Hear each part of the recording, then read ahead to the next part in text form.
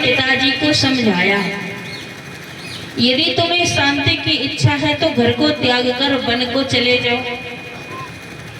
बेटे की बात को सुन करके गोकर्ण जी ने कहा, बेटा ये बात मुझे एक संत जी ने समझाई थी पहले, जब मैं बेटे के लिए परेशान था, लेकिन उनकी बात मेरी समझ में नहीं आई। संत जी ने भी कहा था कि बेटा तो मांग रहे हो, लेकिन बेटे से तुम्हें सुख नहीं मिलेगा। फिर भी उन्होंने दे दिया मेरी इच्छा समझकर, परंतु ऐसा बेटा मुझे मिल गया। लेकिन बेटा तेरे जैसा बेटा पाना तो सौभाग्य की बात है। मैं जा रहा हूँ वन को भजन करने के लिए, और पिताजी वन को भजन करने के लिए निकल गए। पिताजी ने समझ लिया कि इस जीवन की कलियां क्षणभंगुर है। क्षणभंगुर जीवन की कलियां कल प्रात को जान खिली ना खिली। मलयाचल की शुचि शीतल बंद सुगंध समीर चली ना चली। कलिकाल कुठार फिरता तन नम्र है चोट झिली ना झिली। भजले हरि नाम अरि रसना कल अंत समय में हिली ना हिली। अंत में प्रभु का नाम निकलता है या नहीं, इसलिए पहले से अभ्यास करना चाहिए। पिताजी एकमात्र वैराग रस के रसिक होकर भगवान की भक्ति करना मानव मात्र का परम कर्तव्य है। और ईश्वर का नाम स्मरण करके महाराज आप भव से मुक्त हो जाओ, इसी में सार है। आत्मदेव जी जंगल प्रस्थान करके भगवान का भजन करते हुए और अंत में भगवान के धाम को प्राप्त हो गए। अब घर में 3 सदस्य, गोकर्ण जी, धुंधकारी और धुंधकारी की माता धुंधली। धुंधकारी ने पिता के जाने के बाद 5 वैश्याओं को लेकर घर में रख लिया। गोकर्ण जी ने सोचा कि पिताजी तो वन में गए, अब तो गड़बड़ है। 5 वैश्याओं को घर में रख लिया तो माता जी ने कहा कि ये क्या कर रहे हो? बोले माँ ये बता कि धन कहाँ रखा है। धुंधली ने कहा कि धन भी तेरा है और माँ भी तेरी हूँ, लेकिन अभी तुझे क्या करना है धन को? बोले धन ला, मुझे काम है। धुंधली ने सोचा कि ये पता नहीं ये क्या कर देगा, डर गई और बोली बेटा कल बतला दूंगी। बोले ठीक है। अब कल के इंतजार में बैठ गया, कल हो गया। बोले माँ अबला धन कहाँ रखा है? लेकिन जब माँ को बुलाया तो माँ ही नहीं थी घर में। माँ को क्या हुआ? क्योंकि माँ सोच रही थी कि कल ये धन मांगेगा और धन नहीं दूंगी तो ये मुझे मार डालेगा और धन भी ले जाएगा, इसलिए धन नष्ट ना हो जाए और मुझे ये मारे, इससे पहले मैं ही अपने प्राणों का त्याग कर दूं। रात्रि के समय भी धुंधली कुएं में गिर करके अपने प्राणों का त्याग कर दिया था, तो वहां माँ क्या मिलेगी? नहीं मिली। सारा धन लेकर के नष्ट भ्रष्ट कर दिया वैश्याओं के संसर्ग में आकर के। गोकर्ण जी ने सोचा कि माता जी कुएं में गिर करके प्राण त्याग दिया और पिताजी जंगल में प्राण त्याग दिए, अब लगता है नंबर मेरा आ गया, इसलिए मुझे यहाँ रहने नहीं चाहिए। तो बोले कि भैया यदि तुम्हारी आज्ञा हो तो मैं कुछ तीर्थ यात्रा करने चला जाऊं। धुंधकारी बोला जाओ। अब गोकर्ण जी तीर्थ यात्रा के बहाने से चले गए। वैश्याओं जो कहती हैं मांग मांग करके, चोरी करके, डकैती करके, जैसे भी उनकी मांग इच्छा पूर्ति करता है। एक दिन इसने बड़े धनवान व्यक्ति के यहाँ चोरी की, बहुत ज्यादा हीरे जवाहरात सोना चांदी माल इकट्ठा करके लाया, चोरी करके और ला करके दिया। वैश्याओं ने सोचा कि ये प्रतिदिन चोरी करता है, एक न एक दिन अवश्य पकड़ा जाएगा और अवश्य ही इसे मृत्यु दंड मिलेगा, तो मैं ही क्यों ना इसे मार डालूं।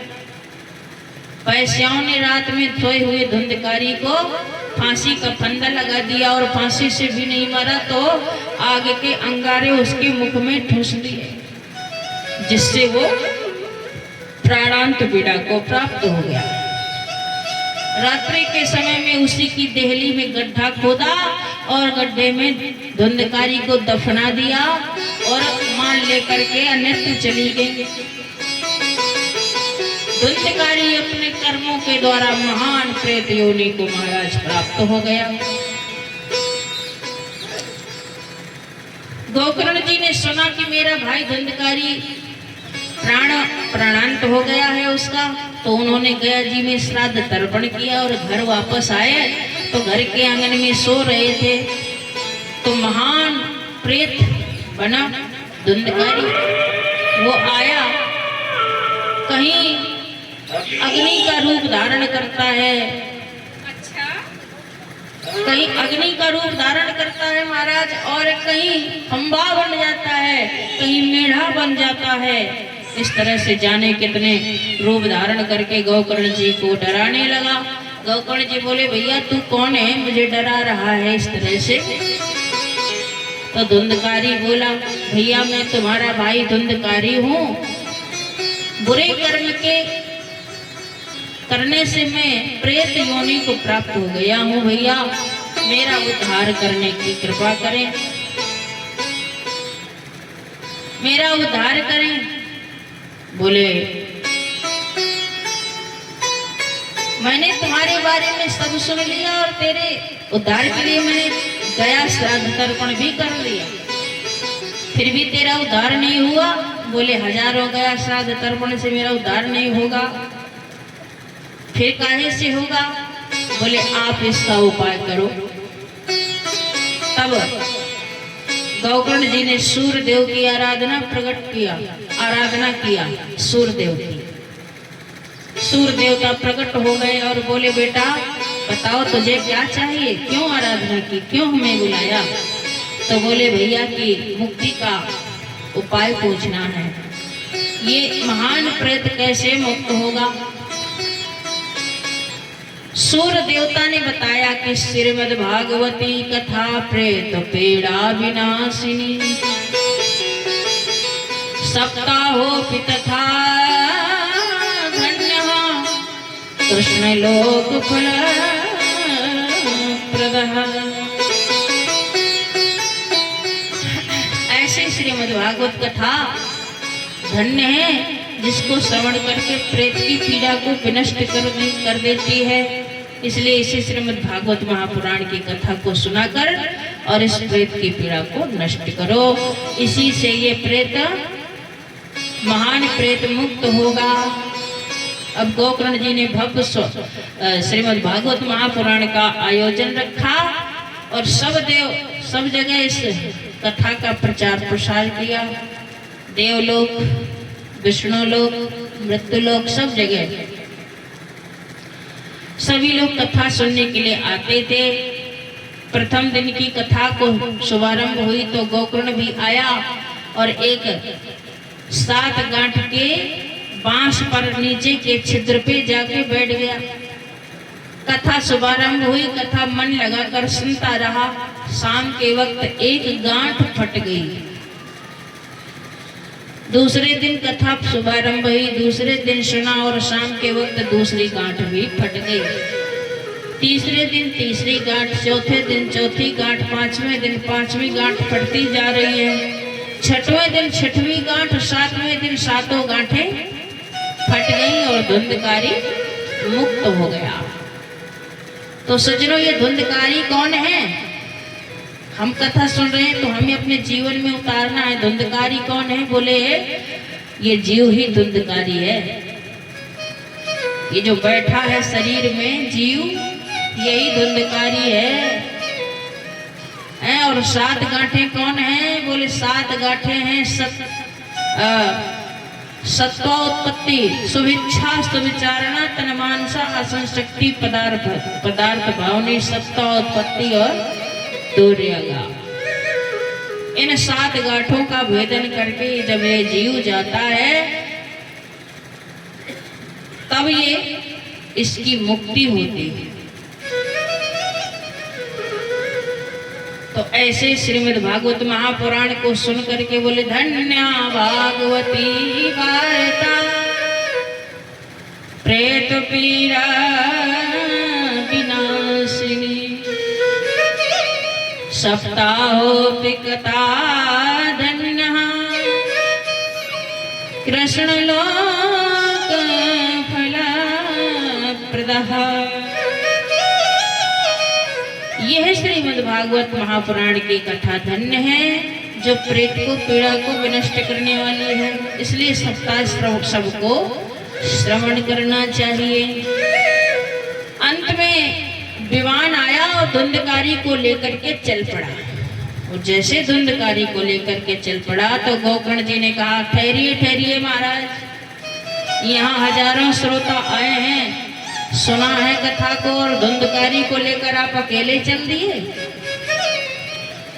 बोले महाराज भगवान का बुलावा तो धुंधकारी के लिए ही आया है। बोले ऐसा क्यों? श्रोता तो सभी लोग हैं, सुना तो सभी ने है। तो बोले सुना तो सभी ने है, परंतु धुंधकारी ने चित्त एकाग्र करके, मन एकाग्र करके सुना है और सभी श्रोताओं ने मन को एकाग्र करके नहीं सुना।